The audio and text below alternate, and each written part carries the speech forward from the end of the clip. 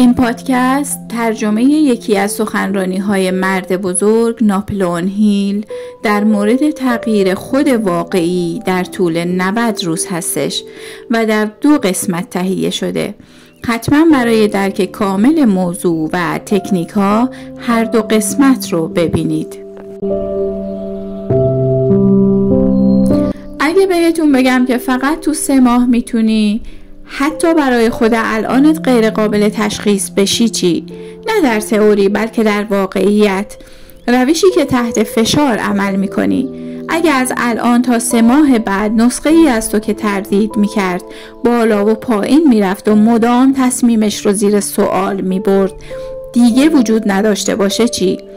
و به جاش کسی تیزتر، قویتر، با تمرکز بالاتر، یک سازنده نزدیکتر به خویشتن، سرشار از نیرو قرار بگیره.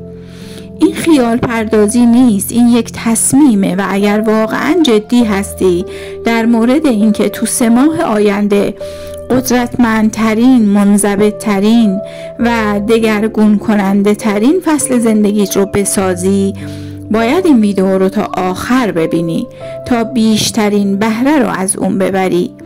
چندین بار ببینش، چون این در مورد هیاهو و جنجال نیست، در مورد اینه که چطور واقعا انجامش بدیم، قدم به قدم، آیین به آیین، یک تکرار مقدس، ذهن به ذهن، با هر دگرگونی درونی. نقشه راهی که سالها منتظرش بودی اینجاست. اما بذار من از اول واضح بگویم، این افزایش انگیزه نیست، این یک انگیزه بخشی دلچسب نیست، این یک جنگ است، یک اعلام جنگ علیه خود قدیمیت، علیه عادتهایی که تو رو سر جات نگه داشته، در برابر بهانه‌هایی که مدام باز تولیدشون میکنی. انگار حقیقتند. 90 روز یک تصمیم، یا تمام قد وارد شو یا در حد متوسط باقی بمون. چون این واقعیت 90 روز جادو نیست، محاسباته. 3 ماه تعهد ریشه‌ای بدون وقفه و با ثبات کافیه که عادتهایی بسازی که هویتت رو دوباره شکل بدن. اون کافیه تا پیروزی‌های کوچیک رو به نیروی توقف ناپذیر و پیوسته تبدیل کنه. کافیه برخیزی و از 99% آدم‌هایی که در خواب زدگی روزمره غرقن فراتر بری که خودشون رو قانع میکنن که روزی یک برنامه واقعی وجود خواهد داشت. اما هیچ کدوم از اینها اتفاق نمیفته مگر اینکه تو متعهد بشی، وارد مرحله‌ای بشی که برگشتی در کار نیست، تمرکز ذهنی داشته باشی، مگر اینکه حواس پرتی رو حذف کنی، مسیرهای فرار رو حذف کنی و جوری رفتار کنی که گویا در نهایت این آخرین شانس تو برای ادامه دادنه. شاید قبلا گفتی آماده ای، اما این دفعه ثابتش کن و اگه در مورد این مسیر جدی هستی همین الان دکمه تعهد رو بزن، چون من قراره در تمام این مسیر همراهت قدم بزنم، نه فقط امروز بلکه هر قدم رو به جلو. اینها ضربه های گذرا نیستن، اینها شیرجه های عمیق هستن و اگه در مسیر بمونی، اگر واقعا متعهد بشی، نه با تردید بلکه با تمام وجود، دنیا نسخه ای از تو که بعد از 3 ماه قدم زدن بیرون میاد رو نخواهد شناخت. اما همش از اینجا شروع میشه. تو 3 ماه وقت داری تا کلید رو بزنی و این ویدیو نقطه آغاز جاییه که نسخه قدیمیت رو میسوزونی. بیا یه جدید بسازیم، بیا شروع کنیم. یک فردی که واقعا تصمیم گرفته پلهاش رو میسوزونه، نه به صورت استعاره‌ای، نه با قدم‌های لرزان، نه با نسخه پشتیبان که در جیبش پنهان کرده. اون راه خروج رو حذف میکنه، اون عقب نشینی رو غیر ممکن میکنه و به خاطر این تصمیم واقعی اون فرد همین حالا یک فرد دیگه‌ای میشه و نه بعدن. این معنای واقعی تعهد کامل و تمرکز ذهنیه. برای 90 روز زندگیت باریک، متمرکز و آب دیده میشه. هر روز مدرکی روی هم میگذاری که دیگه اون آدم سابق نیستی و هر روز مغزت خودش رو بازنویسی میکنه تا باورش کنه. این موضوع روانشناسی داره، علم سخت داره. مغزت از طریق الگوها عمل میکنه، از طریق تکرار. هر بار که انتخابی میکنی ذهنت شیاری میتراشه. یک بار انجامش بدی چیزی نمیشه، 2 بار که انجامش بدی تو حافظت ثبت میشه و اگر هر روز به مدت 90 روز انجامش بدی بدون انحراف، بدون عذر تراشی، بدون چانه زنی، اون تبدیل به هویتت میشه. و وقتی که هویتت تغییر کرد دیگه تلاش نمی کنی. تو هستی، این تویی که زود بیدار میشی، این تویی که تمام قد وارد میشی. تو کسی هستی که انضباط رو به جای راحتی انتخاب میکنه. اینه دلیل اهمیت 90 روز. نه چون زمان کافی برای امتحان کردن چیزیه، بلکه چون زمان کافی برای تبدیل شدن به کسیه. بی پرده بگم این موضوع هیجان نیست، این فیزیکه، شتاب، جریان رو به جلو. بیشتر مردم هرگز به شتاب نمیرسن چون مدام از نو شروع میکنن. 3 روز انجام میدن، روز بعد رهاش میکنن. 1 هفته ادامه میدن، 2 هفته عقب میافتن. همیشه در حال شروع دوبارن، همیشه دنبال جرقن، منتظر انگیزه هستن. اما انگیزه دروغه، انضباط هستش که حقیقت داره. چون انضباط نمیپرسه حالت چطوره، نمیپرسه خسته یا نه، اهمیتی نمیده هوا چطوره یا دوستانت دارن چه کار میکنن. انضباط حرکت میکنه و حرکت شتاب میسازه. شتاب همون چیزیه که سختی رو به خودکار بودن تبدیل میکنه، تلاش رو به جریان تبدیل میکنه. شتاب همون حرکت رو به جلو هستش و فردی رو که مدام از نو شروع میکنه و رها میکنه از فردی که اوج میگیره و حرکت میکنه جدا میکنه. چون وقتی از آستانه عبور کنی، وقتی عادتها جا بیفتن، وقتی بدن تطبیق پیدا کنه، وقتی ذهن شواهد رو ببینه، چیزی درون تغییر میکنه و حالا کار تو رو به جلو میکشه، نه عقب. اما برای رسیدن به اون نقطه باید از درد، از استکاک، از بخشی که حس میکنی هیچ چیز جواب نمیده عبور کنی. این همون مانعیه که بیشتر مردم هرگز از اون عبور نمی کنن. اما میخوام این رو به خاطر بسپاری. مقاومت دشمن نیست، نشونه است.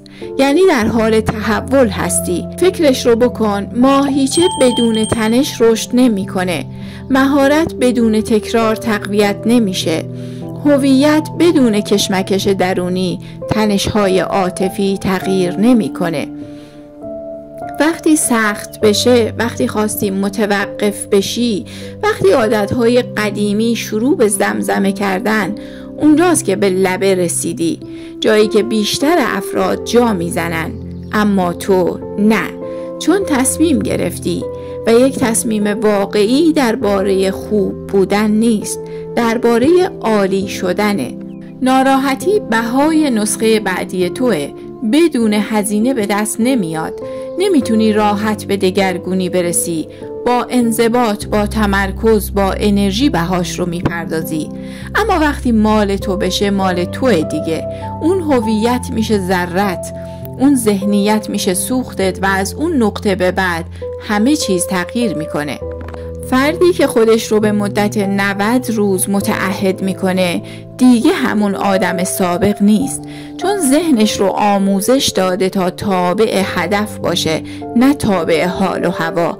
یاد گرفته در صحنه حاضر بشه، حتی وقتی کسی براش دست نمیزنه. داستانش رو از دارم تلاش میکنم به من هستم بازنویسی میکنه. اینجاست که باید انتخاب کنی آیا با ایده تغییر بازی میکنی یا خود تغییر میشی. چون وقتی همه چیز رو وقف هدف میکنی، راه خروج رو حذف میکنی و پلها رو میشکنی.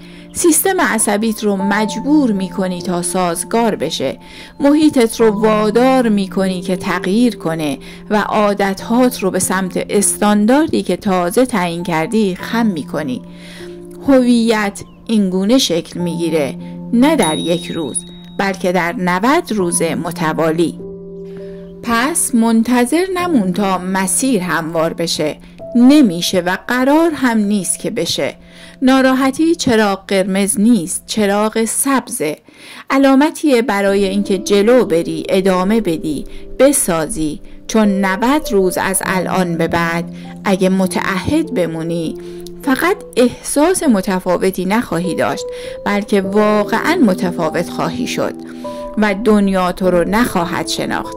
اما مهمتر از اون، خود قبلیت هم تو رو نخواهد شناخت. در هر تحول لحظه‌ای هست که دیگه نمیپرسی چه کاری باید انجام بدم، بلکه میپرسی چه کاری باید انجام بشه. این همون لحظه است. 2 بخش اول این ویدیو پای ریزی رو انجام میدی. اونها آتش رو روشن میکنن، اما اینجاست که کوره رو میسازیم. اینجاست که ساختاری خلق میکنیم اونقدر قوی، متمرکز و شکست ناپذیر که شکست سخت‌تر از موفقیت بشه. اجازه بدید نقشه 90 روزه تعهد رو معرفی کنم. ساده اما بیرحمانه، مؤثر اما برای راحتی طراحی نشده، برای تحول طراحی شده. این 90 روز بر پایه 4 ستون بنیادین ساماندهی خواهد شد. اقداماتی غیر قابل مذاکره که هر روز باید انجامشون بدی. هر ستون برای تیز کردن بخشی خاص از وجود تو طراحی میشه و وقتی روز به روز با هم تمرین بشن، نسخه ای از تو رو شکل میدن که شفافتر، قویتر و خطرناکتر از چیزیه که تا به حال بودی. بریم سراغ هر کدوم. ستون اول، ذهن نمیتونه بهتر از افکارت عمل کنه. هر روز از 90 روز آینده رو 1 ساعت کامل صرف تغذیه ذهن خود خواهی کرد. آگاهانه. این محتوا منفعل نیست، ورودی متمرکزه. خوندن کتاب‌های با کیفیت، تفکر عمیق درباره اعمال و افکارت، نوشتن بینش‌ها و اهداف یا عبارات انگیزشی. این ساعت برای ساختن دیدگاه، نه سرگرمی. زمان اون رسیده که نرم افزار قدرتمند رو وارد مغزت کنی. چرا مهمه؟ چون بیشتر مردم روی حالت خودکار زندگی میکنن، آشغال مصرف میکنن، ذهنشون پر از حواس پرتی، نظرها، منفی نگری و سر و صداست.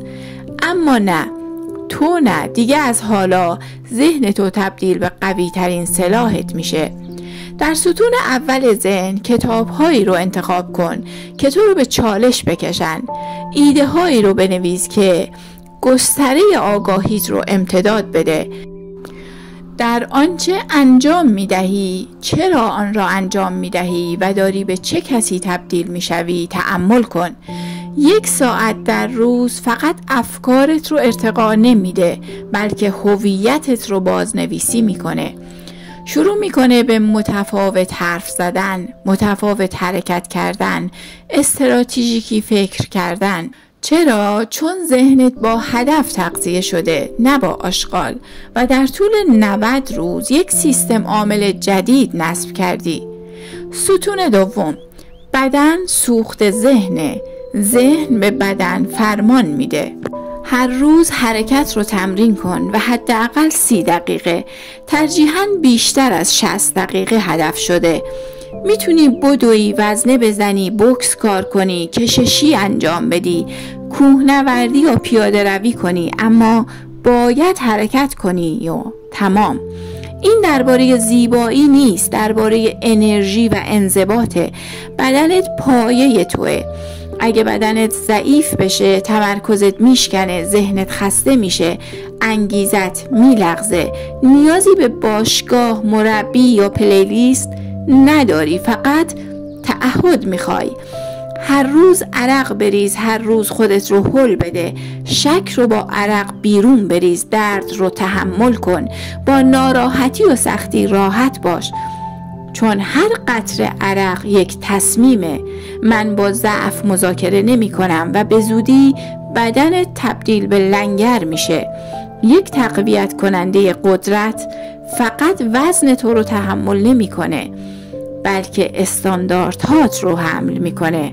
و اما ستون سوم مأموریته. دوستان عزیز، لطفاً ادامه این پادکست رو در ویدیوی بعدی ببینید. از اینکه تا آخر ویدیو همراه من بودید متشکرم. لایک، کامنت، سابسکرایب لطف شماست. به خدای درون میسپارمتون.